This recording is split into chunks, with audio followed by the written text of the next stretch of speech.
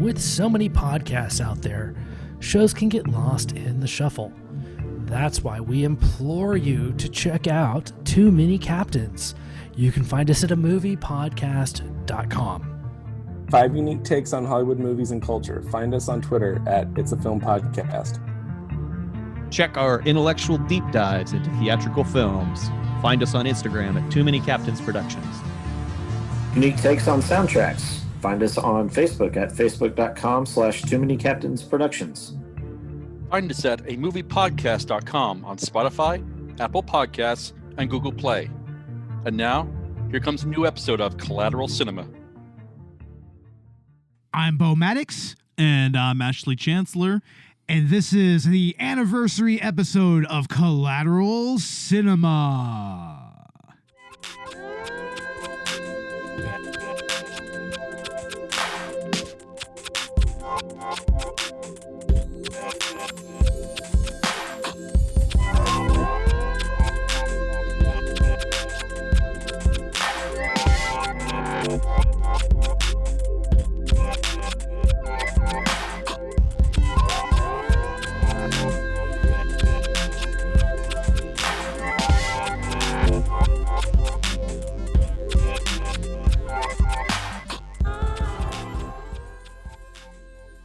Welcome to Collateral Cinema, the only movie podcast that matters, where we focus on good movies, bad movies, and everything else in between in the world of cinema.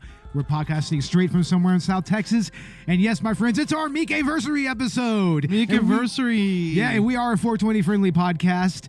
So whatever you have, be it dabs, blunts, bongs, or joints, smoke it if you've got it. So yeah.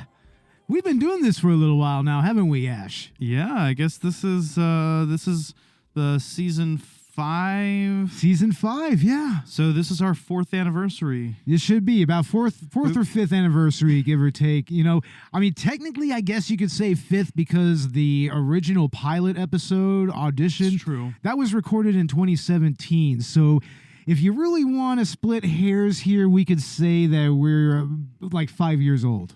So you could, but we're actually saving the grand 5-year celebration for next season. Yeah, that's anniversary episode. Yeah, that one's going to be interesting because we're going to do a recap of Audition. And that same month, we're just going to go ahead and make it a Miike-versary month. We're going to be doing Ace Attorney. Ace Attorney, exactly, as a collabo between Collateral Gaming and Collateral Cinema. Yeah, so just a little sneak peek of what's happening next season, something we already have planned in the works. Yeah, it's going to be really interesting, to say the least, you know. But this movie right here, I'm going to go ahead and grab it from my DVD rack. This is not so much a movie, but an episode of an anthology series, right? Yeah, so this is kind of something new for the podcast, something we haven't really done yet is an episode. I'm even trying to figure out the way that I'm gonna format the episode title when I publish it. Yeah, I'm like Imprint, Masters of Horror, Imprint parentheses Masters of Horror. I would just say Takashi Miike's Imprint. I mean, even here on the DVD case, it doesn't really have a Masters of Horror logo on it anywhere. It's true. Really. It's true. Except for maybe the spine. But, I mean, you wouldn't really think that this was an episode of a TV series if you saw this DVD. No. I mean, I have the original Anchor Bay release right here. And Masters of Horror itself was quite interesting. It was originally envisioned by Mick Garris. And he decided that he wanted to get either some up-and-coming directors and some old-school directors. Actually, he got both of them together and just gave them free reign, except for, nudity or whatever. Mm-hmm. They couldn't do, full-frontal nudity for some reason, even though this was on Showtime. It's like, come on, man. It was after hours, bro. Come on, we had an episode about it. We had an episode of the director's cut about this shit. TV was just not ready, and that's what's crazy to me is he was told, do whatever, and so he did whatever in true Miike fashion, and I guess it was just too much. It was the only episode from that entire anthology series that was banned. It was straight up banned from broadcast. It's crazy. On cable, of all things. This was too much for fucking Showtime. I mean, Showtime, other than Cinemax, they were notorious for all the Skinemax shit. It's like, I mean, my God, okay, so all the softcore titty porn, okay, that's okay, but no, I mean, this right here is really no worse than Hostel. No, I mean, it's not necessarily gory. It's not sexual. It's not even violent, I would say, unlike the Oscars were this year. Oh, yeah, that was very violent. I'm like both traumatized and bored by it by now.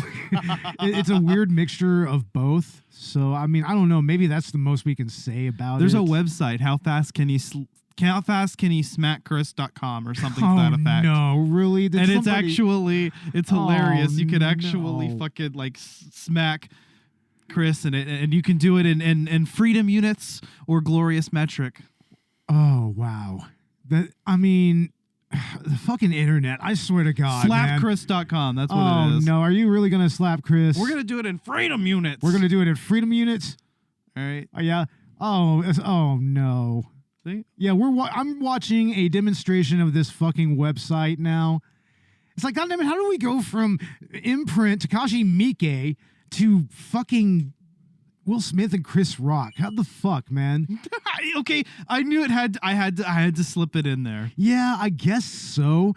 I mean, only thing I'm going to say is that it's fucking stupid bullshit. Who fucking cares? It's like, I mean, okay, well, I guess Will Smith is not nearly as cool as we thought he was. I don't know. Whatever. But anyway, back to Takashi Miike's Imprint. See, look, that shit's even overshadowing Takashi Miike now. What the fuck, dude? We can't let it do that. No more talk about that. Yeah, back to what is arguably one of Takashi Miike's most beautiful movies this side of Sukiyaki Western Django. Hey, happy April Fool's Day, Bo. Is it April Fool's now? Officially. Oh, shit. April Fool's Day. Wow, this is an auspicious occasion. We are recording our anniversary episode on fucking April Fool's Day, and we didn't even think to do April Fool's Day, the fucking slasher movie. We're so what's the word? Behind we're the so schedule. Behind. Yeah. Like we're doing our fucking anniversary episode in April. Yeah, what the fuck, man? We're out of it. Oh, fucking well. Well, back to Imprint. It's a very interesting story in and of its own right. I believe that the author of the original story, it's based on old, Japanese folklore. There's lots of ghost stories that, is in Japanese folklore and everything. And it was actually the same author, I believe, who made the original Audition novel. And she actually makes an appearance in this movie. She's the torturer in this movie. Damn. Yeah, she the crazy bitch that just comes out of nowhere and is just like, oh, she's like ready. She has a smile on her face. She's like, I'm here to do some fucking damage.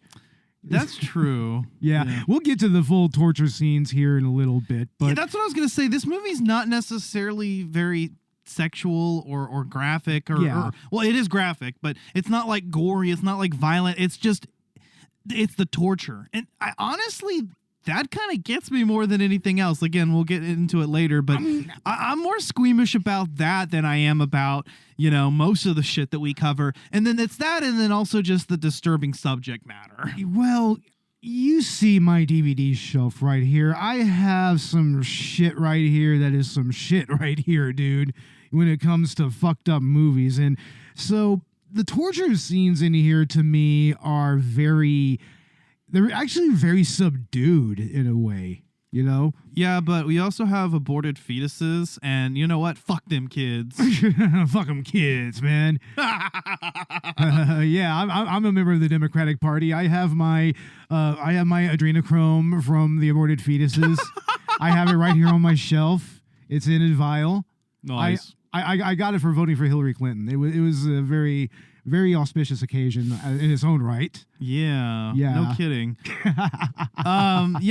There's aborted fetuses in this movie, and the props that they used are fucking great, actually. Oh yeah, there's actually a behind the scenes featurette on this DVD. We were watching it, yeah. Yeah, and they actually showed how they set up one of the fetuses in the movie. I mean, of course, they started with it was just a mock fetus, of course, you know, but, you know, they started just kind of adding, you know, all kinds of different substances and, you know, different compounds to make the blood look a little more real and to make it look like afterbirth and whatnot, you know.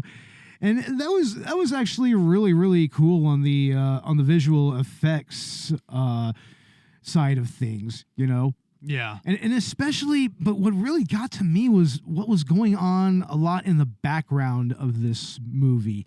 I mean, if you really just kind of look around, I mean, I think what's really implied is that Billy Drago's character is really kind of in the throes of a hallucination. Like, he is just completely freaking out. There's a lot of shit going on in the background. I mean, I think you see the dead ghost of his sister and of Komomo, and it's like, but they're just in the background. It's actually pretty subtle. And I mean, Billy Drago reacts to it, but you know, it's still it's very visceral, and I love that. You know, you just kind of have this shit going on unfocused in the background, and that's creepy as hell. And I've seen that done, I guess, in other more modern horror films. Well, the thing is, you still need to see Audition, because I see a lot of parallels in how Miike approached this. That's a pretty torture-centered one too, right? Yeah. Kind of more towards the end. Yeah. More or less. But what's notable about Audition and how it kind of ties into Imprint is the dreamlike state that that movie starts to get in. I mean, I don't want to spoil it too much for you, but it does start to get into a little bit of a fever dream angle. And Miike kind of has that in this as well. I mean, there are scenes that are kind of, you know, you have characters coming in and out, you know, like you have Billy Drago and the prostitute woman going in and out of the scenario that this girl is talking about. And that's really what's interesting about the character of the prostitute girl, is that, you know, she's pretty much the narrative device of the entire movie. That's what she is. I agree. Yeah. Like, she's the one who really just kind of sets everything in motion here. I mean, who knows? Maybe she even fed this guy a hallucinogen, and that's why he's freaking out and everything. But, you know, I mean, the whole thing is that Billy Drago is going to this island it's just an island that has a brothel on it. It's just an island for whores, pimps, and johns. That's all that's there, you know? And you already get a fucked up tone early on when they're actually going to the island. I mean, there's like bloated, dead, pregnant women floating in the fucking water. So we already know that, there's already just death surrounding this island. That's the tone pretty early on. You know what's funny is I haven't actually seen this movie talked about on the podcast. The only thing I could find was a podcast that talked about this and paired it up with Box. Yeah, but what was the name of the podcast? We'll give you a little shout out. Unpleasant Movies Podcast. The Unpleasant Movies Podcast. Yeah, I actually thought it was good. I enjoyed the commentary. I only listened to a few minutes of the episode, but it's good. Yeah. And so, but anywho, we're probably the first podcast, I mean, at least as far as Apple Podcasts goes, within the Apple Podcast app, that actually has, that's going to talk about Imprint solely. Yeah. I mean, you really see this movie on a lot of disturbing movie lists and icebergs. But actually, I don't think I've really seen it on a whole lot of icebergs, honestly. I've seen it more on like, you know, like horrible reviews. He has his most disturbing list. It would fit on icebergs, though. It would. I mean, he's featured this. I think Nick Fears, she's talked about this movie before. And there's a few other reviews if you actually go on YouTube and look for it. But yeah, there's just not a lot of people who talk about this. And it's a damn shame because, like I said earlier, this has a color palette that's not unlike his movie Sukiyaki Western Django, which is this kind of weird fever dream mixture of Chanbara and spaghetti Western. Like Quentin Tarantino is in that movie randomly, you know? Damn. It's a very colorful movie. It's a retelling of a Shakespeare play. I forget I think it was The War of the Roses, I believe. You know what's interesting about this one actually is that it was produced for an American TV show. So all of the actors speak English, but you can tell that English isn't their native language. See, I kind of feel like that may have been kind of a mistake. I mean, I understand that you have to kind of Americanize this shit to a certain degree, but They could have just gone with subtitles. they could have, and then, whenever there's English speaking parts, have the actors and actresses speak English, But I don't know. Maybe Billy Drago can't speak Japanese. That would probably put a damper on Well, that. the whole thing. actress obviously could fucking speak English. That doesn't matter. As far as the narrative framing and everything, like, they still could have both spoke English. Oh yeah. Okay. I mean, think about that, Yeah. It is just a little jarring, honestly. I mean, and it's a very, very authentic, setting. I mean, Miike really put a lot into the actual set pieces here. But maybe that's actually realistic. I mean, think about it. Billy Drago's traveling to this place, and he's not speaking Japanese. Well, he's been to Japan before. I mean, he met this girl. He's going there to find his lost love named Komomo. Is Christopher speaking Japanese in story, or is he speaking English? It's not clear. He's speaking English in story. I mean, it's very strange. So then the characters are speaking English as well as they actually would. Yeah.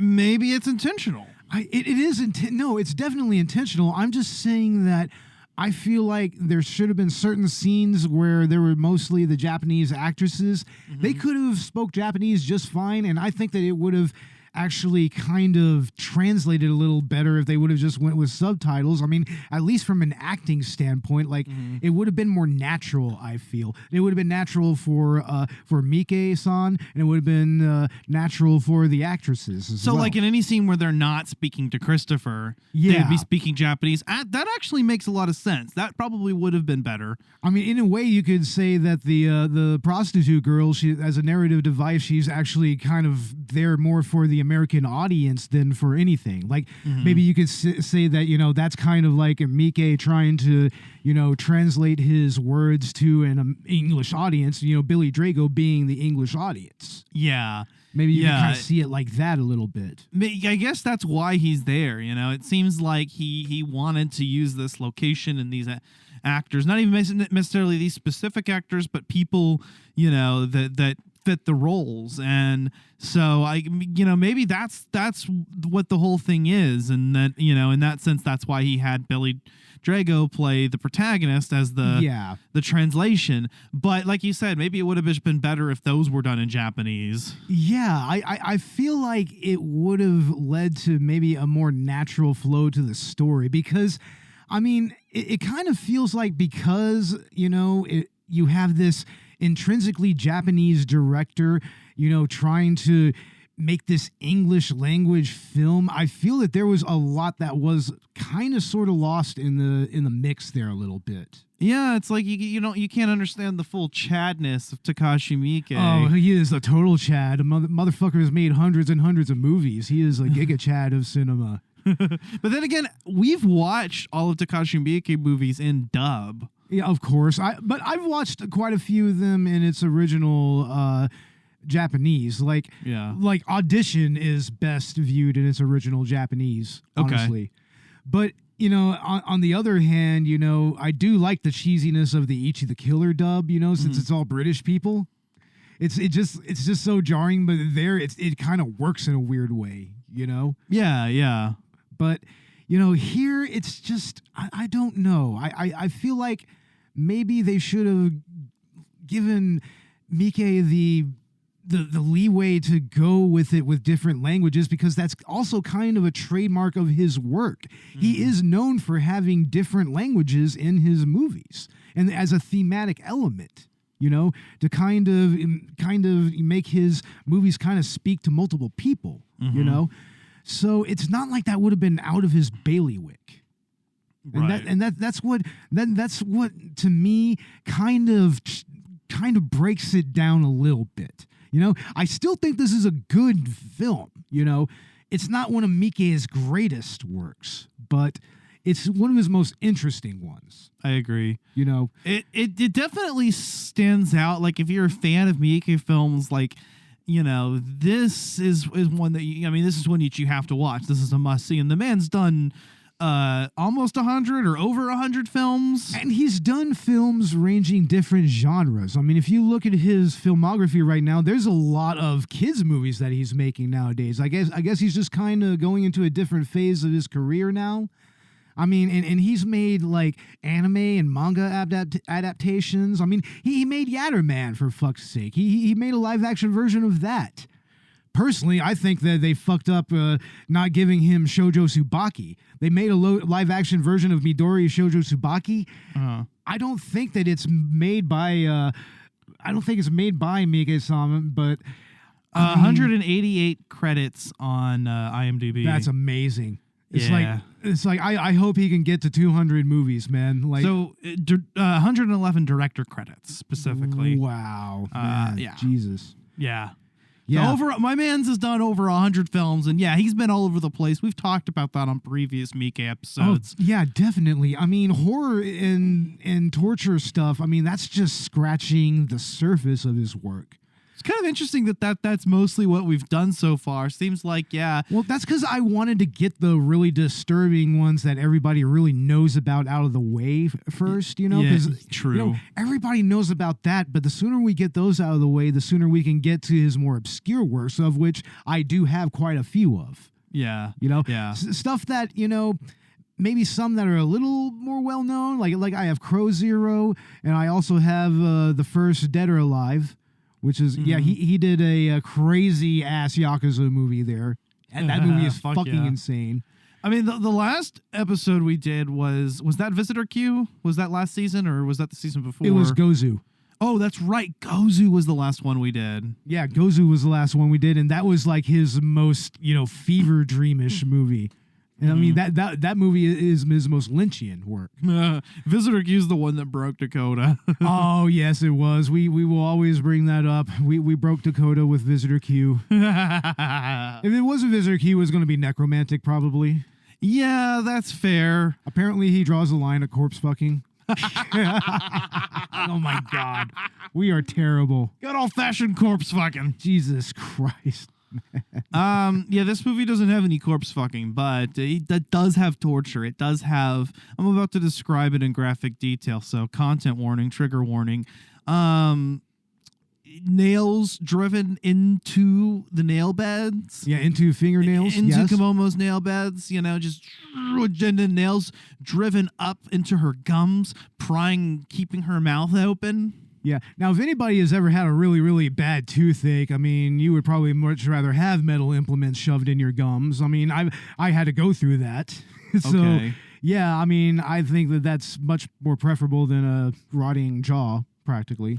That's fair, but it's torture whenever it's done. Oh, definitely. For any other reason. Yeah, that's honestly what I want to see more in horror movies is dental torture. More dental torture, people. Find ways to do that. It made me squeamish. Like you were here with me. Like the torture scenes were getting me. I was like, wait, dude, wait till you get to Old Boy. Yeah, that's gonna be a fun movie. But yeah, they do that, and then they drive like fucking burning sticks into her armpits, and it's just like, oh yeah. Oh, and they hang her upside down, and she pisses herself. And she pisses on herself. It's insane. It's man. very inhuman, and all over a jade ring. It's just cruelty for the sake of cruelty. Yeah, you know? Yeah. But I mean, the way that Takashi Miike frames it, it also has this weird quirkiness to it. You know, like you have the little person who has syphilis.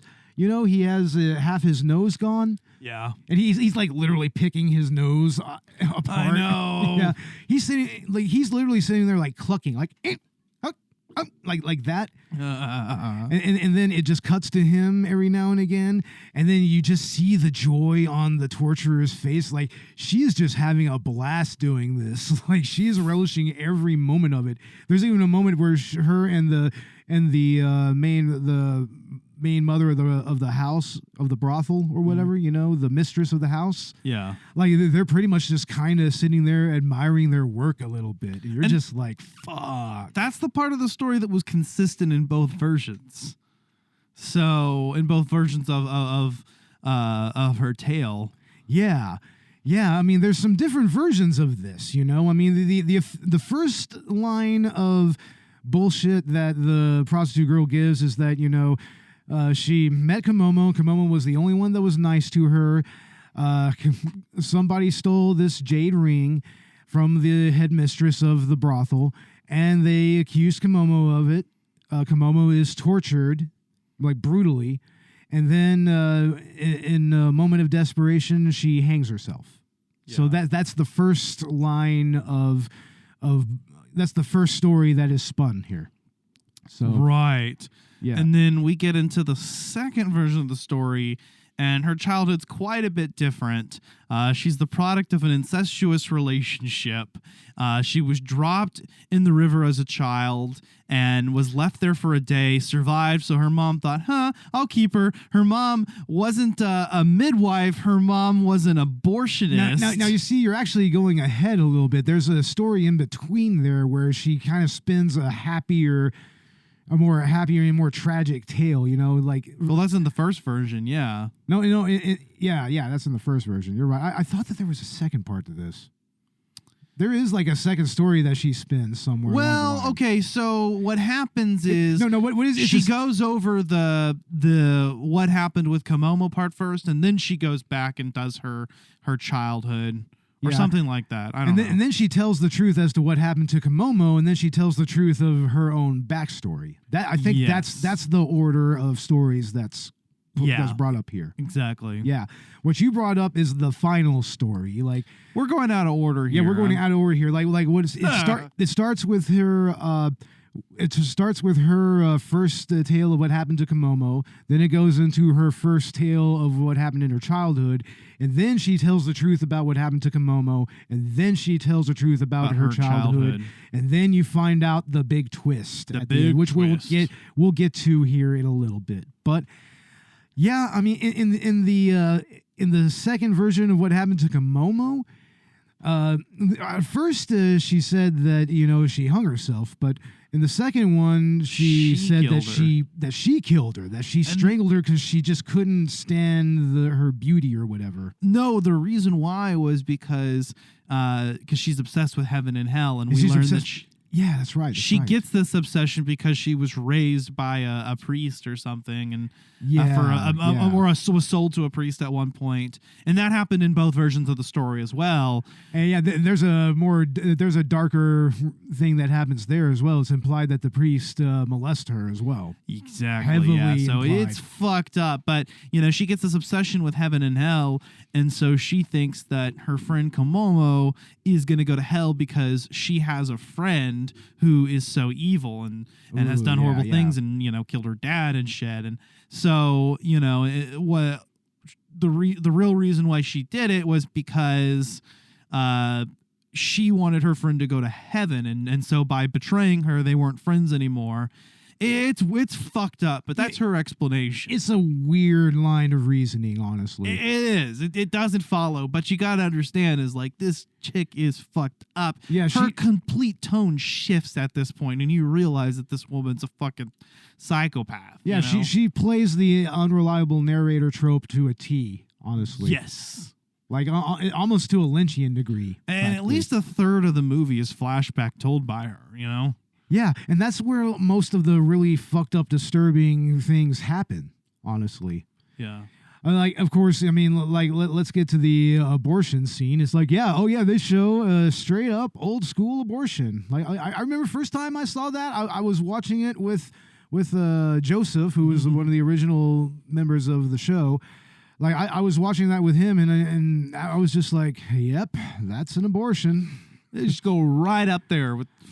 Yeah, they just go right up in. She just goes right up in. There's like I'd imagine that's what that would be at that time. I mean, how else would you do that? It's not. That's true. I mean, it wasn't necessarily seen as a medical fall down thing. the stairs.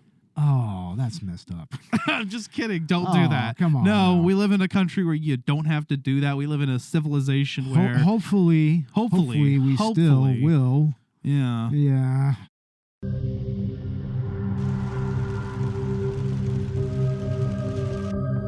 There is a place at the edge of perception where pain is everywhere and fear is the air you breathe.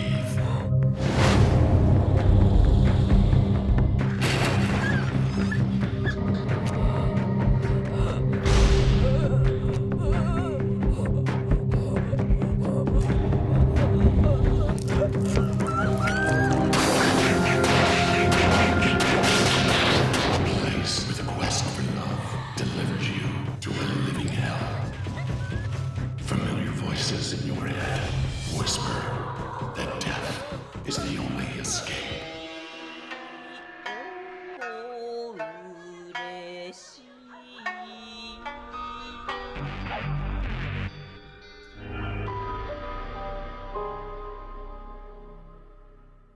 No, yeah, you should always practice safe abortions and get medical help and have definitely. a doctor perform that procedure for you because it is your legal right. Exactly. As a woman.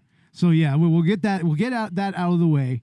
But yeah, there's a straight up abortion in this movie, and I mean, I kind of wonder if that might be one of the things that really kind of tipped the censors over the line a little bit. I think so. Consider the time. It's 2006. We're kind of progressive, but we're not as progressive as we are now. 2006, we're right in the middle of the Bush years right there. This is true. We're 2 years away from the Obama administration by that point, Yeah, we're two or 3 years removed. So, just think about the political climate and consider, the... Well, the weird thing about that is that there was another Masters of Horror episode that dealt with the pro-choice, pro-life debate. There was, I think it was called pro-life. I'll say this. I had mentioned to my family that I was going to go record an episode on this movie, and I told them, I was saying, the same thing I said on the podcast, which was that, it's not like necessarily gory or sexual. It's just disturbing. And there's also aborted fetuses. And my dad was kind of like telling me like that was like inappropriate to talk about or the table or something. And, it's like, I don't know. Maybe aborted fetuses are totally inappropriate to talk about, man. Maybe doing this podcast is leading you to dark places. Oh, I guess Lord. so. I guess I'm spiraling down. I'm an atheist today. I'll be a homosexual tomorrow. Oh no, not I that. smoked the weed once and now I'm a homosexual. Well, that means that you're liberal. Oh no. Yeah, these are our stabs at political humor. This is why we do not do political podcasts. No, but fuck it. Yeah, fuck it, right?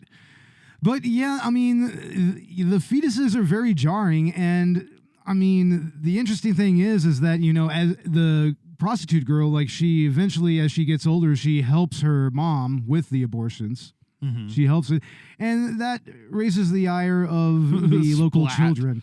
Oh yeah, they start throwing rocks at her, and they, unbeknownst to them, she happens to have a fetus in a bucket, and she drops the bucket, and yeah, splat. It's just every single time they drop the fucking fetus in the river and everything, it's splat. It's so great. And then there's just scenes of the fetus just kind of floating down the river, just Woo! Yeah, just floating down. It's like, wow, there's some kind of metaphor there. I don't know. So it's actually hilarious almost. Whenever it's terrible, it's sad, but there's this sense of irony because you watch the mom go ahead and dump these fetuses, and then you see her with her baby girl that she birthed herself. And she just sploosh, just like the fetuses in the river. And you're like, what? Just like plop.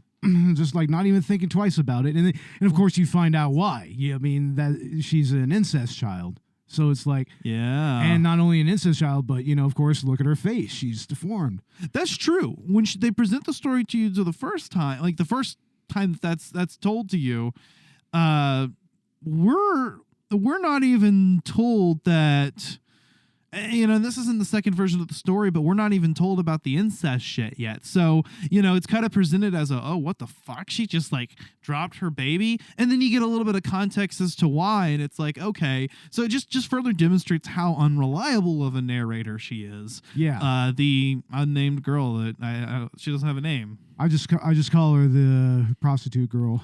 Yeah, the prostitute girl, played by Yoki Kudo? Yeah. Excuse me. But yeah, I mean, what happens next, though? I mean, the girl, she ends up killing her lecherous, drunken father, who is heavily implied to have assaulted her. And that's a pretty jarring scene in its own right. Like, he literally just goes out to take a piss, and she just runs up and just bashes his head in. And it's like, well, good riddance. Whatever. You know what? Good riddance. Yeah, that asshole. This. But it leads to her being sold to that pimp, and that just kind of leads to her current predicament. So, by the way, Yuki Kudo is just credited as a woman. As woman. Okay, so. Whoa, man. Whoa, man. So like. Sorry, that's a sneak peek at our next episode. So like Nancy Benoit, may she rest in peace. Damn. Yeah.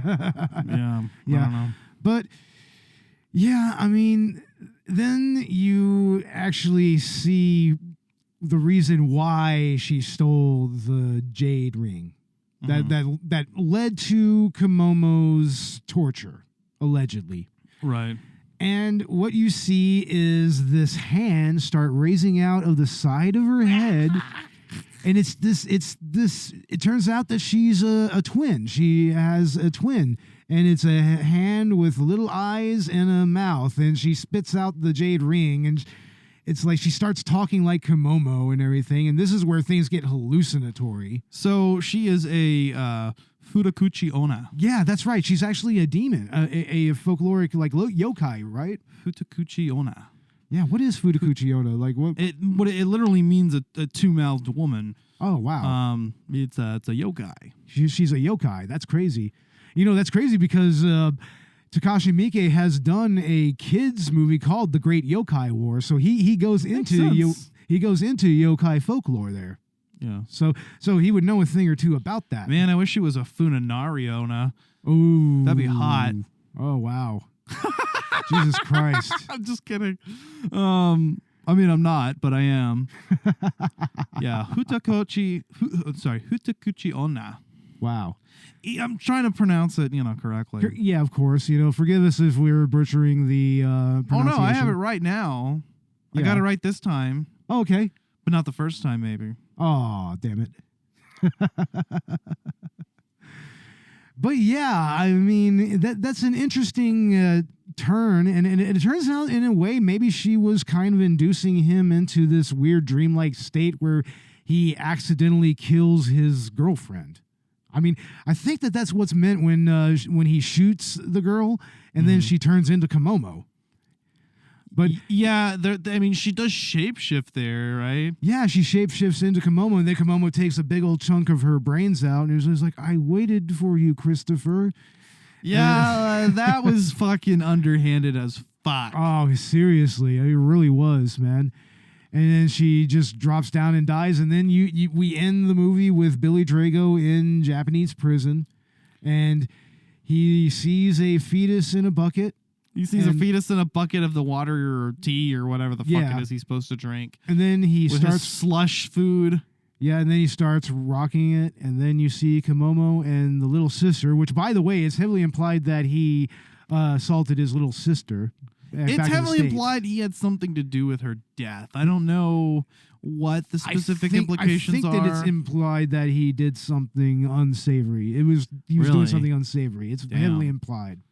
Damn. Yeah, there's a lot of implications of that sort of thing in this movie. So yeah, the trigger warning is definitely, the content warning, everything is definitely warranted here. So everybody's fucked, man. No, it's a very fucked movie. It is. There's a reason that this is on disturbing movie lists. I mean, what else can you really say? Yeah. But how do you think that it stacks up to the other crazy Miike movies that you've seen since you've been on this podcast? it's hard to say. It feels like a very different thing. I mean, I'm not gonna say it's my favorite Miike movie I've seen so far, but I mean, it's got all of his signature all over it. I mean, I think it's probably most like Audition, but I haven't seen Audition. I just, from what I've heard of it, I mean, I would say that of the ones that I've seen and I've been on, this kind of more is like Ichi the Killer than it would be like Visitor Q or Gozu. But, well, I don't know. It kind of has a little bit of that Gozu quality to it, too. It's very dreamlike, not unlike Gozu. It's kind of like, yeah, it's kind of in between those two, Ichi the Killer and Gozu, I'd say. Yeah, but like I said, it also kind of gets that way in Audition. You know, Audition has a lot of that mind fuckery going on there, so... Yeah, but I haven't seen Audition, so I can't really say for sure. But from what I've heard, that seems to be kind of the closest to this, especially considering the subject matter of, you know, basically torture porn, or the content, I should say. Yeah, and it's just as well that we're kind of getting out of his torture porn stuff, because there's just so much more to Takashi Miike's work, you know? Mm-hmm. I mean, it'll be interesting to get into some of his adaptations of anime and video games, you know? Or his Zebra Man, which is his take on the Super Sentai type of show. Yeah. Yeah, you know, basically that's his Power Rangers. Essentially, or his Kamen Rider, I should say. Yeah. So, I mean, I would love for him to do a kaiju, man. It would be awesome to have him do a Godzilla movie. That would be awesome. That would be based as fuck. It would be so amazing, honestly. Takashi Miike, the Chad. Totally. Like, what movie makes subversive / disturbing / what subversive, I guess, is really the best word. Yeah. Refuses to elaborate, leaves. Yeah. But like I said, how did you think this stands up to the other disturbing movies he's made so far? Just kind of just in your approximation. Oof, that's a hard one. I don't know. I don't know if I really have a way to quantify that or categorize that. I would say that, you know, it's definitely not as out there as Ichi the Killer, you know. Yeah. But it's a lot more understated than even Audition, you know, which is itself a very slow burn, understated work, you know, because this has a slow burn quality to it as well. I mean, I kind of feel like that if he didn't have the constraint of a 45-minute to an hour-long episode, like, this could easily have been the length of Gozu, honestly. And I feel like we could have had a lot of other things elaborated on here a little bit.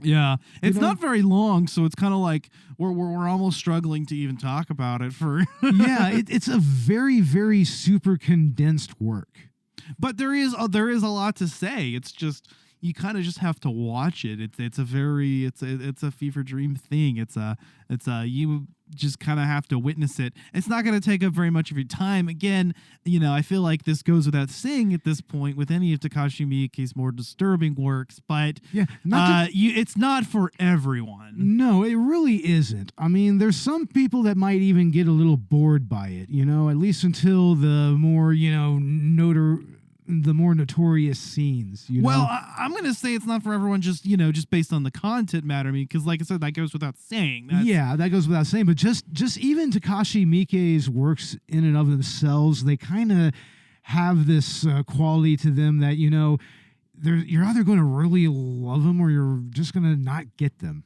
You know? Yeah, and what's funny is watching some reviews of this, which are actually kind of hard to find. This far and few between, and this is not not one of his more well-known works or well-covered works. We actually found more reviews from like smaller YouTube channels that have barely like any views or whatever, and you know barely even production values to them. And from what I've seen, you know, people that are into this sort of thing, that because I watch several on my own too, that are into disturbing cinema are going to appreciate the art, but people who are not into that, you know.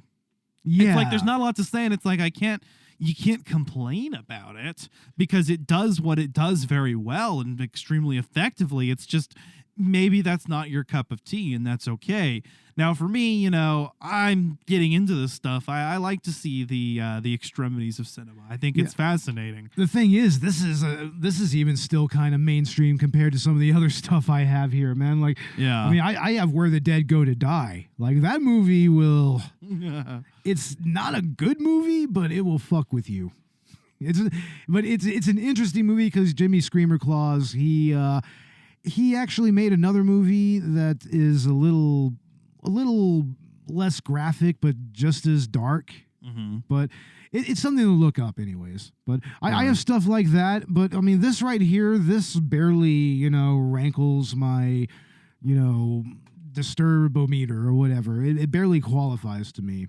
Like, I don't know, maybe I'm just getting jaded like that, but I don't know. I mean, it's pretty disturbing. I mean, the torture stuff will get you, I think, if nothing else will, because I mean, like I said, we're not perturbed by fetuses or anything like that, but I'm kind of squeamish with the torture. I mean, maybe you're not because you've been maybe desensitized to it. You've seen more of it than I have, but it still gets me. And like the gore doesn't get me anymore, but the torture stuff still does. Oh yeah, I mean, I remember when we had Martyrs on that one time. It's like, yeah, that was fucking fun, right? That one bugged me too. Yeah, Itchy the Killer to me was just hilarious. Yeah, that's just a fucking cartoon, practically. Well, what about Visitor Q? Visitor Q was also hilarious. Yeah, it is a funny movie. It really is. That is actually a black comedy, so it's meant to be funny, but and that's the way that I see it. This kind of, it has that horror quality to it. It's a horror movie. It is, yeah, it's unabashedly a horror movie. Wait, definitely. the only other, because see, Ichi the Killer is not horror, is it? It's horror adjacent. It's horror. It's like horror action. Yeah, it's like action horror with some comedy thrown in, and it's a Yakuza movie. It's a Yakuza movie. That kind of says it all, right? I would say Gozu is more of a horror movie than Ichi the Killer. Gozu was a horror movie. That's thriller. It's a horror thriller with dreamlike elements. Okay. Audition doesn't start off as horror. It just kind of becomes horror. It just descends into just a nightmare. But this is straight up horror. Masters of Horror. It goes for the jump scares. It goes for creating that atmosphere and just leaving you perturbed. Oh, you know what? I just figured out. You're like, wow, that was a thing. You know what Takashi Miike needs to make a remake of? Flowers of Flesh and Blood. Yeah, I have this movie. But anyway, yeah, man. I mean, let's go ahead and give some of our final thoughts on this movie. I mean, like I said, it's not a long movie, so there's not a whole lot to talk about. We've pretty much gone through like the meat and potatoes of this movie and of Masters of Horror. It's kind of hard to talk about a 45-minute movie in more than 45 minutes. Yeah, seriously. So Ash, go ahead and give your final thoughts on Takashi Miike's Imprint. Watching it, I think the first thing that I thought was, wow, that's a thing. I enjoyed it. I mean, I thought it was cool. Like I said, the best word I can use to describe Miike is subversive, because no matter what you're watching, it's gonna subvert expectations in one way or another. And this movie does that definitely as a disturbing film and just tonally. So, and I'm glad that we're kind of getting this sort of out of our wheelhouse of, this is kind of a perfect note to end on our like disturbing movie lists. Yeah. With Takashi Miike anyway. I mean, unless there's something else that you feel like really needs to be talked about within the next few seasons. The one movie that I would talk about that I wouldn't say is disturbing, but it's just really, really, really, really out there would be Happiness of the Katakuris. Oh, we haven't done As the Gods Will yet. As the Gods Will is an interesting one. That's interesting. That's more of a movie that kind of followed a trend that you saw in a lot of anime and manga, the game, and even in movies like the game theory-based kind of action horror movies. It kind of started with like Cube and kind of boiled up from there. I need to see a movie that's basically like a game theory, like type movie like that, like horror movie, but like Matt Pat is behind it all. He's the actual mastermind. Oh my God, that would be hilarious. But I don't know. Maybe we shouldn't give Matt Pat any ideas. I mean, he has enough on his hand with FNAF, because apparently that's all he does is FNAF. Is that all he does? I don't know. I used practically. to. I enjoyed some of his stuff before. I don't think I've tuned in a while. But I don't know. He's kind of getting a reputation for some kind of going and talking about the same shit. Oof. Yeah. But yeah, we still think Matt Pat is cool, though. I mean, he's just move on, man. Move on, bro. Move on. But anyway, my final thoughts on Takashi Miike's Imprint. As I said, as far as a disturbing work, it's barely a blip on the radar. Like, I find, honestly, some of the shit on fucking Audition, in the final 15 minutes of Audition, to be crazier than this, to tell the truth. And that is even, and that's just maybe only a little bloodier and gorier than this. Like, not by much. But what I will say is that I do like the story here. I do like how, the prostitute girl, she's the narrative device, and she's the one that kind of puts everything like in its context and puts it in motion, and then just being that unreliable narrator halfway through. It's like, and in a way, it almost feels like it's this dialogue between audience and director, kind of. It feels like, you have the prostitute girl as Miike, and he's like kind of weaving this kind of tapestry for you, and you're the one is just like, you're keeping something from me. This doesn't make sense. Like, what is really going on here? I mean, I kind of think that might be the actual main theme of this. Kind of, it's more of a narrative about the director and the audience, kind of. And there's lots of movies that do that, but it's interesting how Miike really kind of used the characters as the framework for that, and as the framework for the narrative itself as well. I mean, technically, what we're getting is a ton of exposition about what happened. We are, and a lot of it is not even truthful exposition. Half of it. No, not at all. She's bullshitting him most of the time. You kind of wonder how much of the final product seems real. I mean, at that point, it seems so fucked up it has to be true, but who the fuck knows, man? Yeah, the only thing we can go off of are the things that are consistent between the two stories, and that's just one way of measuring that. Yeah. This movie, is ambiguous as fuck, you're never really quite sure what is going on. And then knowing that she is a yokai woman anyways, it's like, how much of that is even real, period? That's true. I mean, what is actually real there? Good point. So, I mean, it kind of just puts everything in the narrative in question, really. Yeah. I mean, hell, how do we even know that Billy Drago was really at the brothel this entire time? Is he really at the brothel? I don't know. Are we at the brothel, bro? I don't know. Maybe we are. It's like, and maybe the little person with the syphilis, that's just his own syphilis. Maybe that's why he went crazy. I think we got to record a Collateral Cinema episode in a brothel. Wow. I don't know. Where would we find a brothel to do that? Go to Nevada? Yeah, let's go to Nevada. And what's funny? We're not even gonna have sex with them. We're just gonna record an episode with them. We'll just have get them, a couple of call girls to record an episode.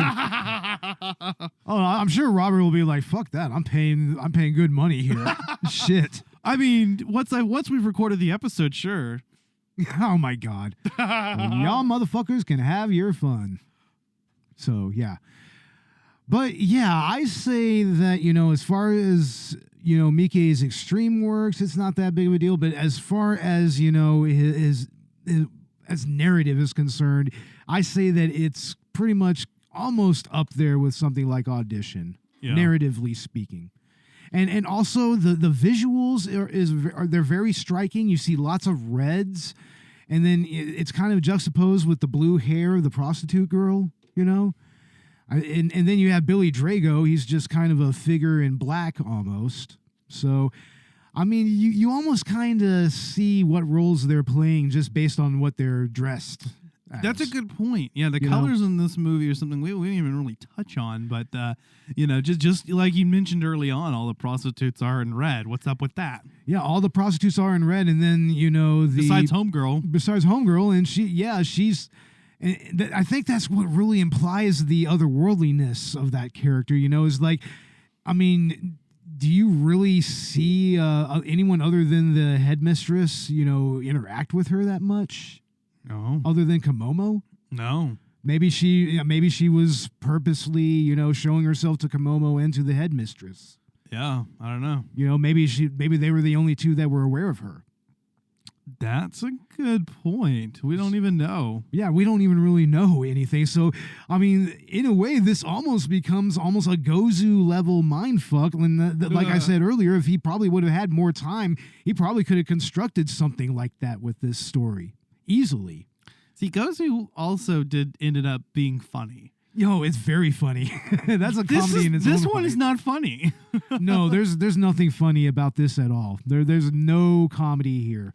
So then that's where its parallels lie with Audition. Yeah, that's Audition the is other film that we've done that's actually serious. That's a very, very serious movie that has something to say about, the way Japanese culture approaches gender roles and relationships in general.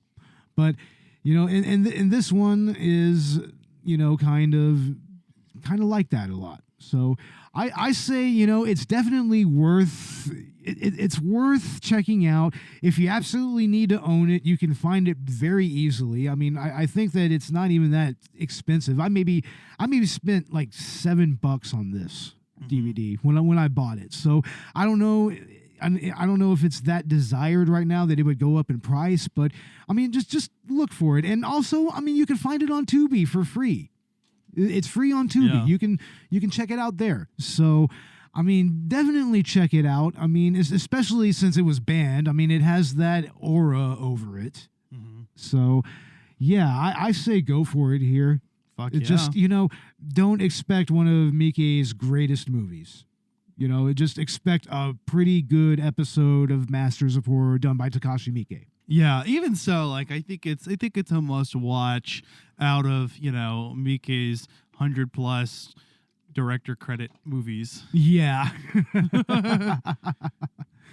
and I can't wait to start getting into his other works. I mean, especially when we get to Bird People of China. That one is a very, very interesting, very almost laid back contemplative piece. It's more of a philosophical movie, Yeah. So, but yeah, I guess that brings our review and analysis of Imprint, and it brings our Miike-versary episode to an end. Hell yeah. Yeah.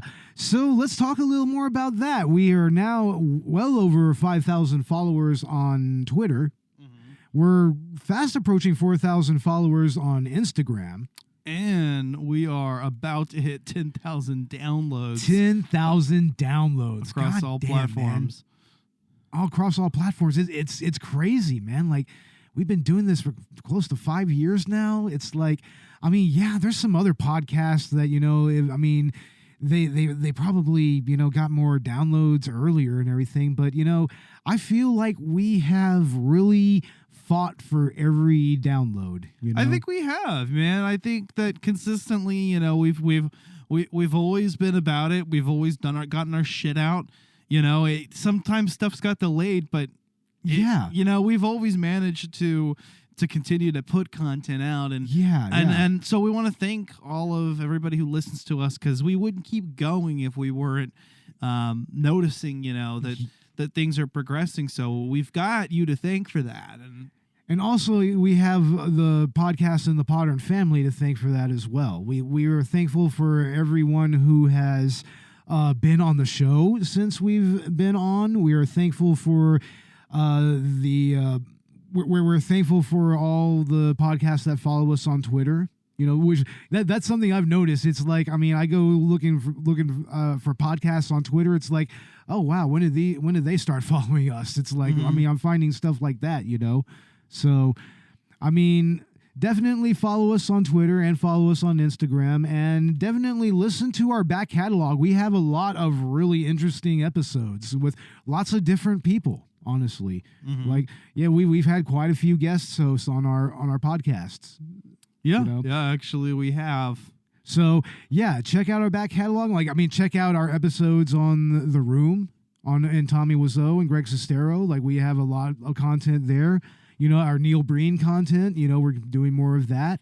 Yeah, I mean, we kind of went through everything that was Tommy was so related, and so now, you know, Neil Breen's kind of what we're moving into, and it's something that we can expect to see every season from here on. But, you know, we also do a Takashi Miike episode every season, obviously. Yeah. So check out our back catalog of all that. I think we pretty much named every episode we've done so far. Yeah, definitely, you know. Definitely check that out. And of course, we're going to continue the tradition of our 420 episode. We're just going to release this after the season is done. And another little note, I mean, we're probably going to get the Cowboy Bebop episode out probably after the season. I mean, I don't know. We're just kind of still kind of getting things together with the Retro Anime podcast right now. The way things are going, it's likely the season's going to actually end in May. Yeah, I don't know, man. I mean, we're going to go ahead and record a bunch of episodes these next couple of weeks. So All we're going right, to go if you ahead and say just so. let's just go ahead and just kind of get them all done. you Yeah, know? that's fair. Well, fuck it, you know. But anyways, yeah, I mean, follow us there. I mean, you can find, and also, you know, we are going to do more Patreon content here. I mean, as soon as the season is over with, I think we need to start doing more content there. I agree, yeah. Definitely. But, yeah, Collateral Cinema, 5 years. Damn. It's What like, a feat, man. yeah, it's crazy, man. It's crazy to think. I mean, I wish we had Robert here. I know. It's weird doing an anniversary episode without Robert. I know, man. It's so weird. It's like, Robert, come on, man. Come back home, dude. Come home to Collateral Cinema, man. You know, we know that you're listening. Mhm. But anyway, yeah, it's like, definitely look for us on Patreon and everything. And let's go ahead and talk about Collateral Gaming. What do you have planned for Collateral Gaming? Well, we are... Okay, well, we just got out our episode on Elden Ring. Go check that out, because that was actually kind of late as well, but at least we got it within a month-ish of the game coming out, and it's still being talked about, so I'm really happy that we got that done. This next month, we're going to be doing our bad game review on Anthem, and then our 420 special on GoldenEye, on original hardware. That's awesome. I keep mentioning that because I'm excited, man. I'm excited to get really stoned and just play on Robert's Nintendo 64 that's just chilling here. Yeah, seriously. Robert's here in spirit. Yeah, we need to find a way to get an actual CRT TV that works for that, you know? This one right here that I have, I don't know. I couldn't get it to work. I tried to hook it up to different converters and whatnot. It just doesn't work. There's tried hooking it up directly to the Nintendo 64? I did. Of course. Damn. That was the first thing that I did. Yeah. But yeah, I can't wait for that. That's going to be a lot of fun. Like, I'm definitely going to be down to play some GoldenEye. That'll be a lot of fun if you want me to play. We're also, that's the plan, because I don't have any of my Collateral Gaming co-hosts that still smoke with me. So, definitely. I want you and Robert on that episode. And we're also going to be doing a collaboration episode on Sonic the Hedgehog 2. I mean, it makes sense because we did Sonic the Hedgehog 1, so it's just natural that's coming out, early this month. And this time we're going to actually go to the theater to watch it. Yeah. Yeah, because, I mean, when that came out, that was at the advent of the pandemic. So, I mean, it's kind of crazy. It is crazy how far we've come. I'll have to watch the first one again, I think, in, like, good quality again. And then we'll watch that. Maybe possibly a Sonic the Hedgehog 2 video game episode as well. Oh, that'll be fun. I love Sonic. I still haven't beaten that damn game. All these years. Lego Star Wars The Skywalker Saga as a game launch spoiler-free review. Fun. So, because that just came out, I pre-ordered it, so we're going to talk about it. Or I'm going to talk about it if I have to.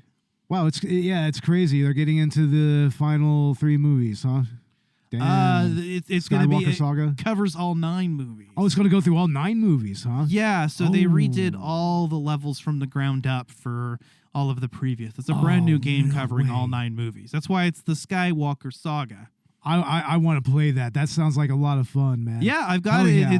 It's already preloaded on my Switch. I'm just waiting for it to come out. Oh, man, that's so awesome. Hell yeah. Yeah, for real. I'd like to sit down and play that. That sounds fun. But anyway, yeah, that's what's going on with Collateral Gaming. And for Collateral Cinema, our next episode is going to be So I Married an Axe Murderer. We're starting to get into the final few episodes of the season now. After that, we're going to do Sidekicks, and then it's going to be Rocky 2. And then that's the season. Plus our 420 special Plus our 420 special. of on course. Evil Bong. Evil Bong. Oh, yeah. Going back to Full Moon Features. That's going to be a lot of fun. So Man.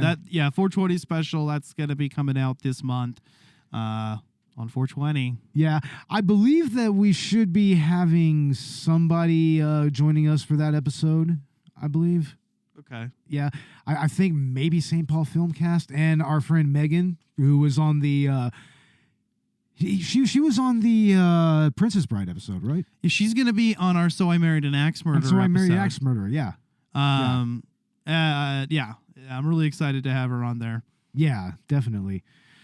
So, yeah, that's what's going to be coming up with Collateral Cinema, and we'll probably get a director's cut out somewhere along the line as well. Mm-hmm. That'll be a lot of fun. I'm going to get with Robert on something. You know, we may have to go ahead and do Leprechaun 3 and Jason Takes Manhattan. Mm-hmm. You know, because I mean, you know, you got slashers in the city there. So, Slashers in the City. hell yeah.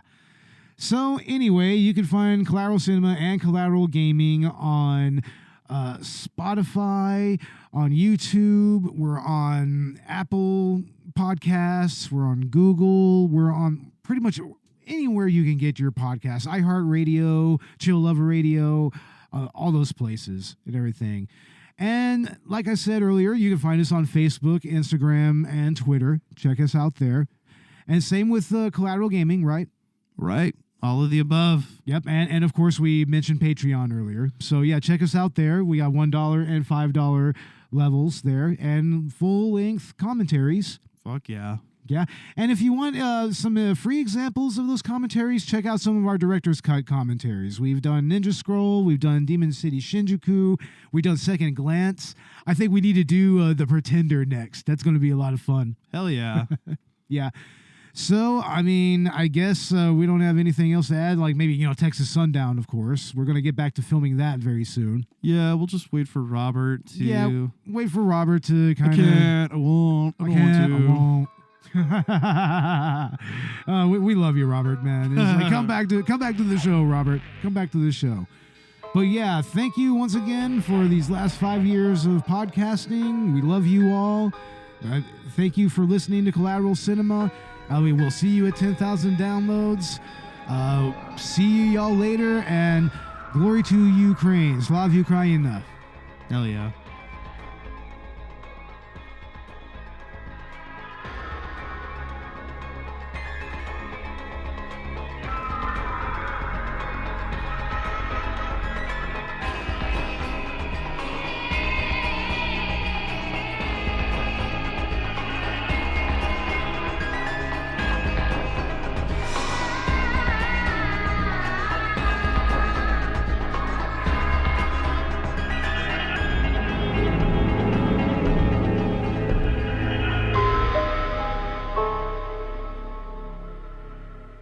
Collateral Cinema is a Collateral Media podcast. All music and movie clips are owned by their respective creators and are used for educational purposes only. Please don't sue us. We're poor.